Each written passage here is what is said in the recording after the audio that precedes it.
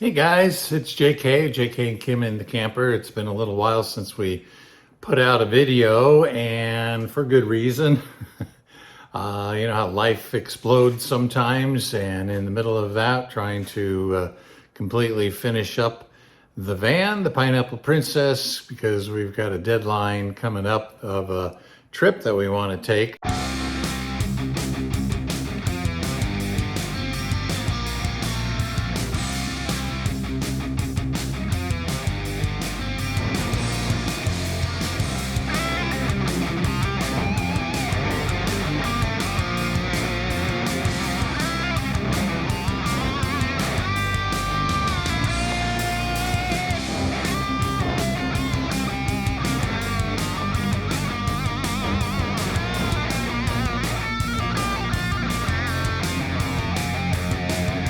We're gonna do a shakedown cruise, I guess, for about a week to 10 days.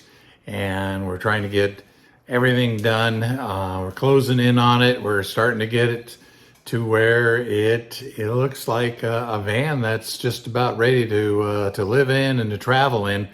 To get you caught up, since we've been gone for almost 3 weeks off of YouTube, we've got a lot of things to catch up on, so why don't we do that right now? Let's get started.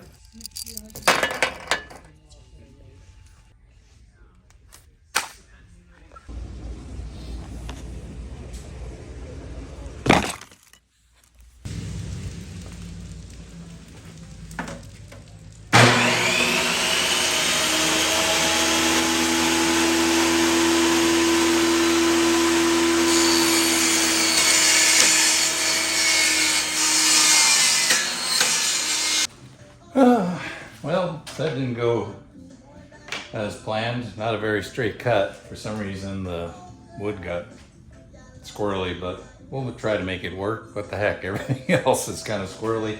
Working on the trim cover for the air conditioner and trying to cover up the gaps that were in when the headliner was cut. So I got to cover those things, and there's some seams that I want to cover, and this pulls everything right up and keeps the ceiling nice and tight, and gets rid of a few flaws. So that's what I'm working on right now.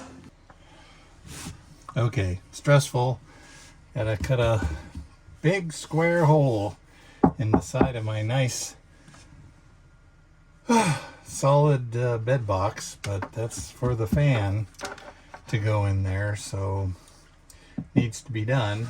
Keep all the components that are inside the box cool and keep some air circulating there, that maybe it'll help stop any humidity and things. So here we go.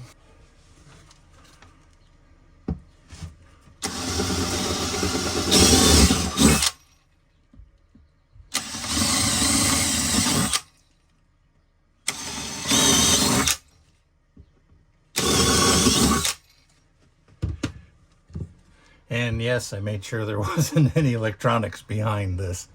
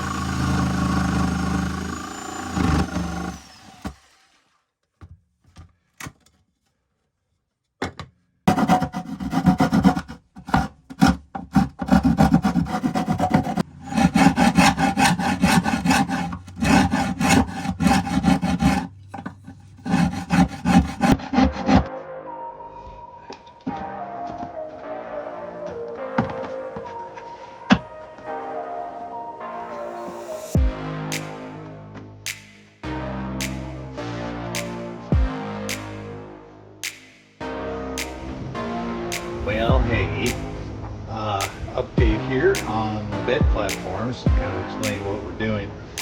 We have 6-inch mattresses, and we've always seen, and we've dealt with this too in our Vegas, is that when you lift the bed platform up to get access underneath, it always is like the is in the way. You pinch it, you can't get the thing up all the way. So we decided to come out from the wall 6 inches, which is a total change from what we had planned on doing. So cut parts of the bed platform and added more supports. So the main part of the bed platform will go here. We'll have hinges down there, and that'll lift up and it'll give enough clearance for the mattress to be in that pocket and still let the access door, the bed platform, come up all the way. And we'll do that on this side too.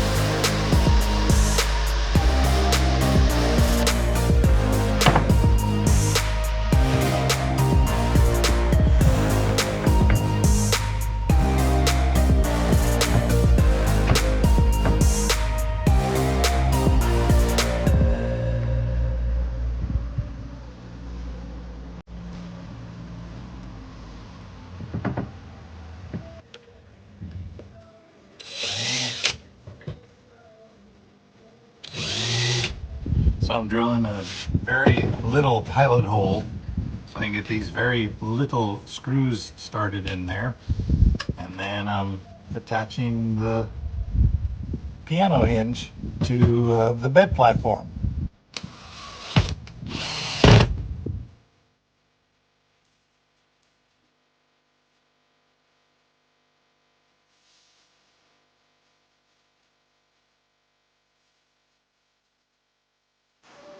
So that was tedious. I don't know how many thousands of screws go into a piano hinge, but it was a lot. So time for coffee break, then we'll tackle Kim's side. But first, watch this.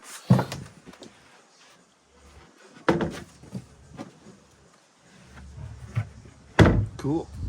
So with that said, let's talk about making the bed less likely to get mold.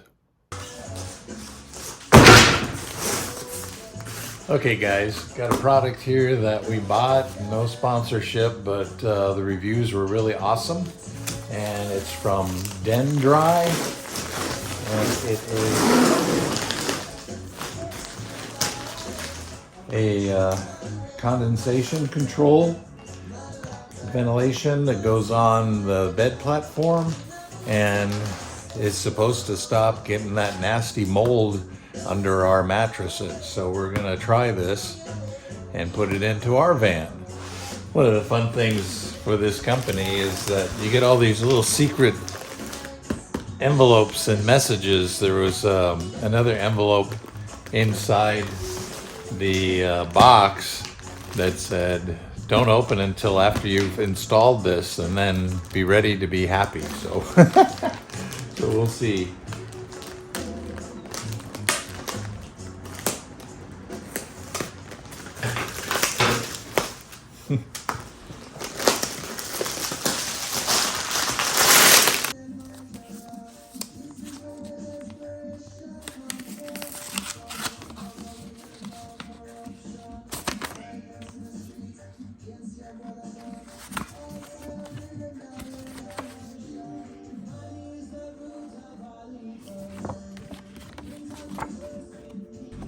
Says that the felt side goes up against your mattress, so the plastic little doodahs that are in this roll actually sit down on the plywood. So interesting.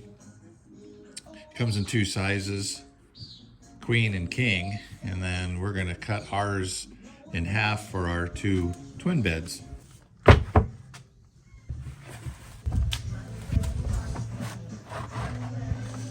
This is really interesting stuff. Of course, the felt side, it goes against the mattress, but I'm just seeing how this is going to work in here. And just going to put it on the 2 bed sides here and see how that works. Of course, it'll be flipped this way when we do it for sure.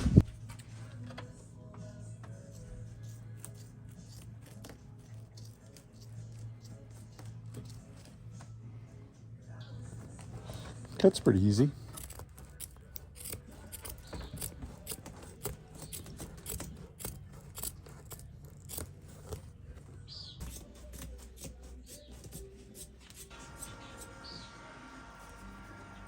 Interesting stuff. These are kind of cushy, but the main thing for these is for airflow. And the manufacturer says, you know, this is obviously really slippery, that it's okay to staple them. Other people that have used this in their RVs have stapled it down just to keep it from sliding around, and they still had good results. So we're going to give it a shot and add it to the rest of the bed. And this isn't down yet, so we'll see how it fits with the mattress on it, how it looks. I think we're going to have to staple this down when we're raising up the access doors so it doesn't fall. That's my take. This is for our nightstand, and we'll probably have a cushion or pillows and stuff there, so I don't think we're going to need that on here, but we do have enough to do this center section, which is cool. Okay, we've installed it. Open it up.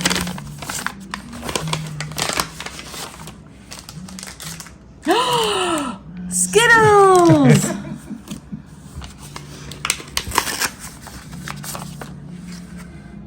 Oh, nice. It's got an RV on it. Huh. And a tent and a campfire. Cool. Sticker. Stickers. Thanks so much. May your travels always lead to amazing adventures and howling good times. Stay safe, stay healthy. Bill and Laura and Wolfie. Kelly Wolfie. Yeah. Then dry.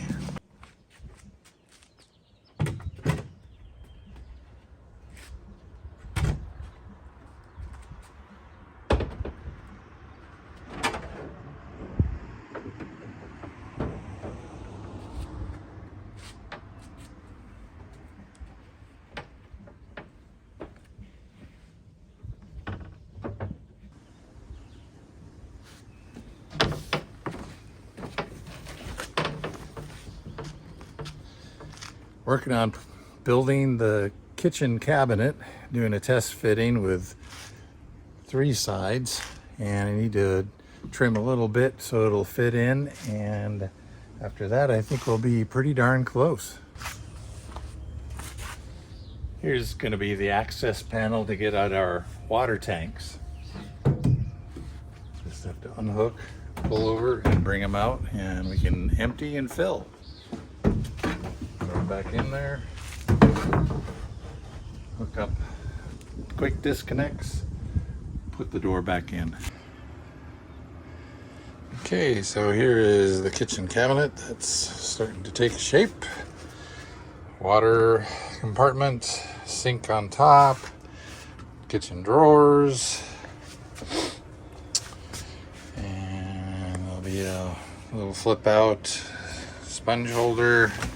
And then this will get eventually cut and made into a cabinet door front. All right, flooring is in. Flooring is in. So that's looking pretty doggone good. I'm dizzy now. I'll stop.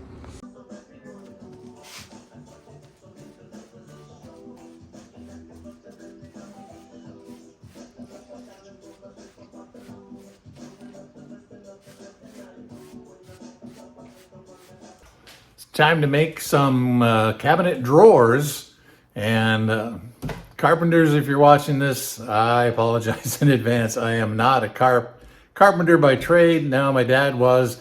I picked up some stuff from him over the years, but I'm not a cabinet maker. I don't have cabinet making power tools, so we're doing the best we can, And, well, giggle along with us or go, "Yeah, that's not bad for a rookie."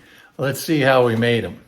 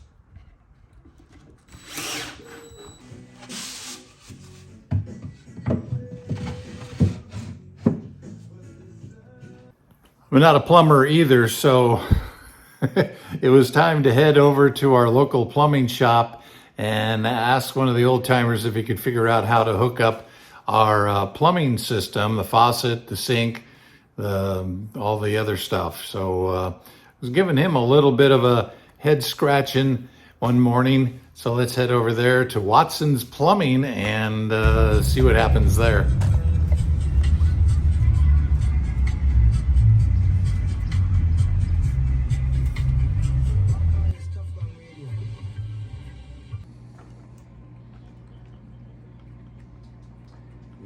Okay. So I got that on there. Okay, so that's That's the gonna one be we plugged shut up. up. Okay, so then we go this guy. Into this right here, right? Right. So do you have the fitting that goes on here or not? No, I don't. I don't know what the heck that one is. I'll have to just see if that's ½ inch. Looks like ½ inch. Let me just go, I'll just grab something. Okay.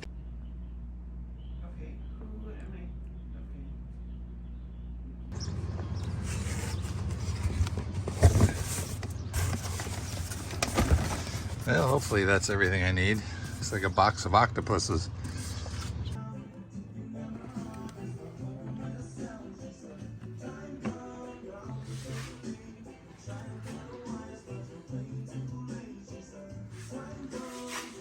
Did I ever tell you I hate plumbing? Yes. Well, let me tell you How did you again. marry into a plumbing family then? Well, you're not helping much. Everybody's retired, that's why. Can you imagine doing this when it's 30 degrees out? The stuff would even... Hard as a rock. As hard as a rock right now. How do people do this stuff? I don't know.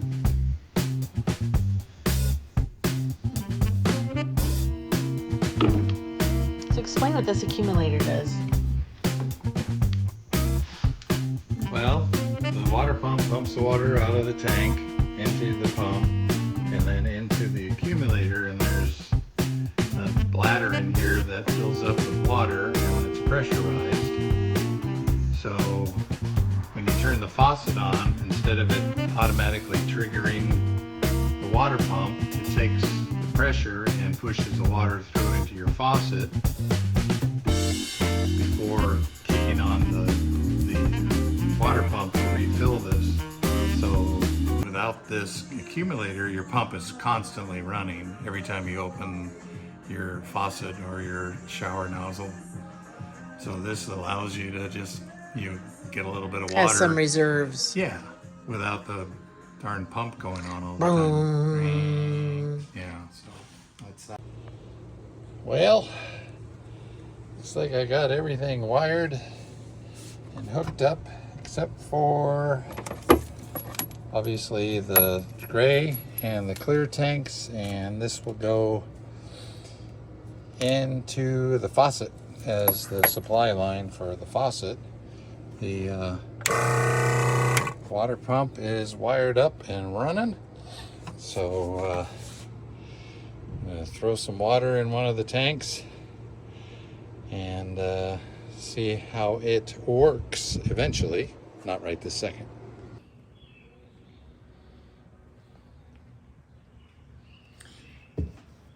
Well, this has been an exhausting couple months.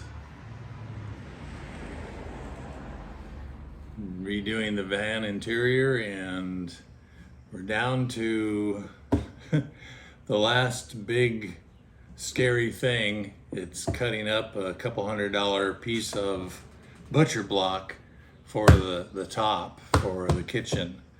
And this is kind of like the last big hurdle, big chore to do.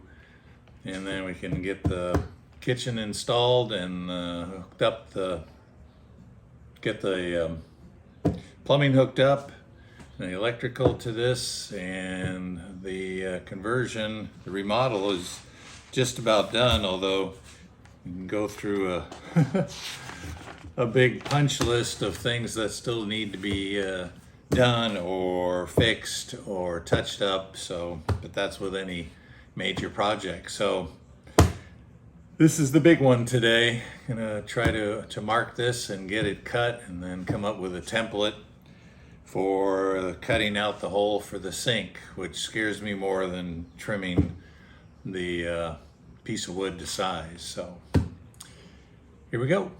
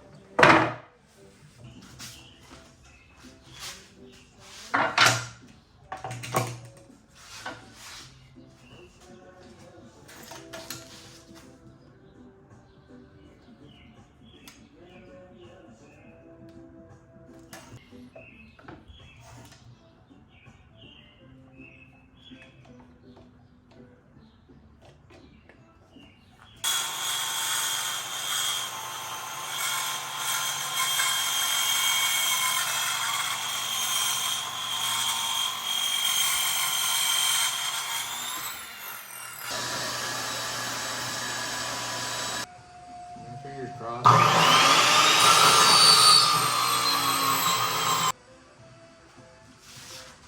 Even though this is a relatively brand new blade, it's not cutting this hardwood. I'm gonna have to go over and get a better blade for the saw. I don't want to screw up this cut, so that's what I'm gonna do.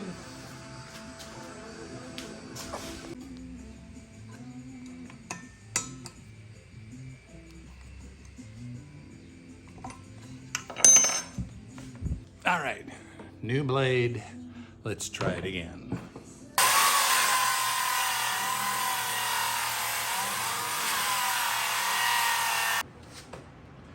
Okay, so we live, we learn. I bought a brand new saw blade, and it was a different brand, and I don't know if they put the labels on the other side, or maybe it's for a different kind of saw.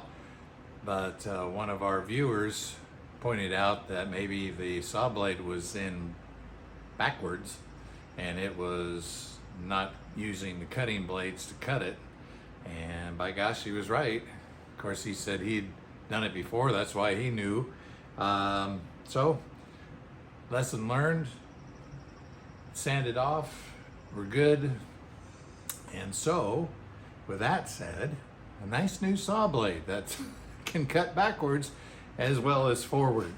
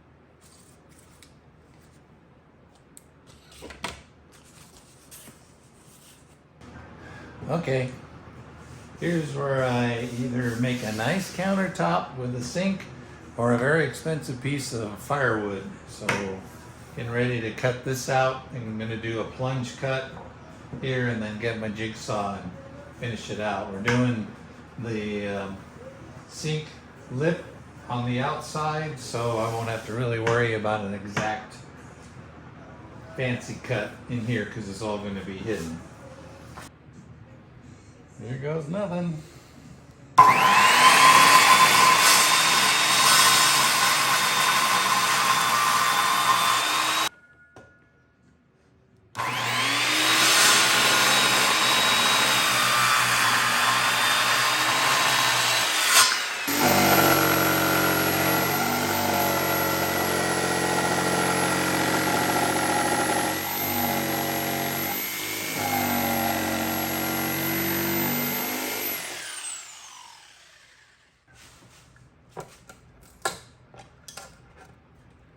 Not pretty, but it's done.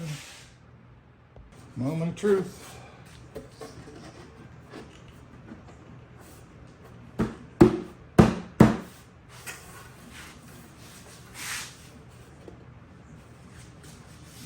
Oh, it's in there.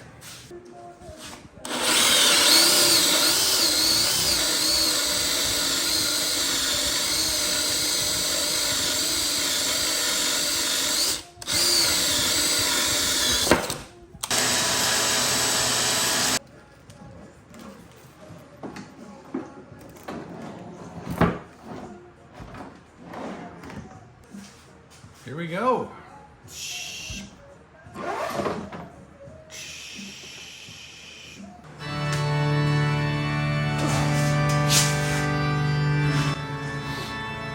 Time to step into the plywood confessional.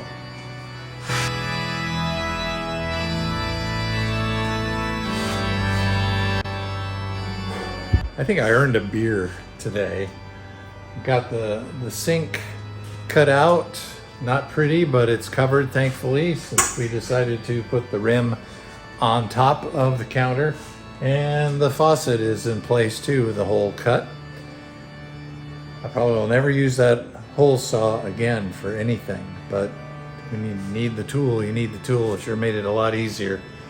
So we're getting there, pretty close. I gotta stain the countertop today. That'll be my next chore. So let's go do that, because the instructions say that you need to seal it or put a stain on it within 48 hours of opening the package. So we're gonna do that, get that out of the way, and then it's beer 30, Okoli Maluna, Pauhana.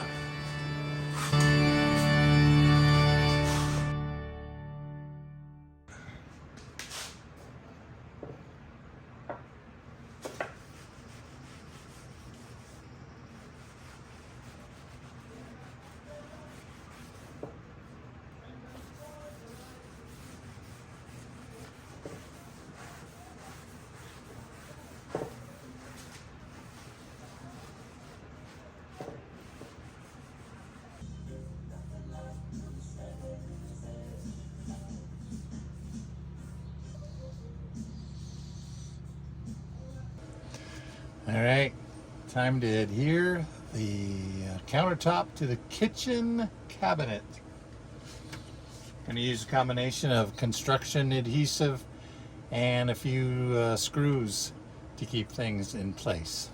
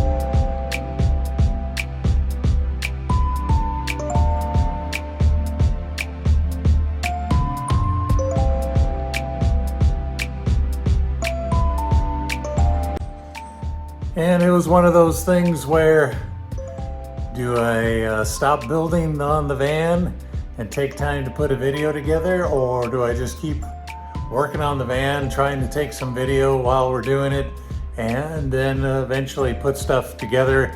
And so that's what I did. I decided to just keep plugging along on the projects in the van, plumbing and staining and painting and all that sort of electric stuff, get that all done, and then we'll be ready to go on a trip, and that's going to be fun.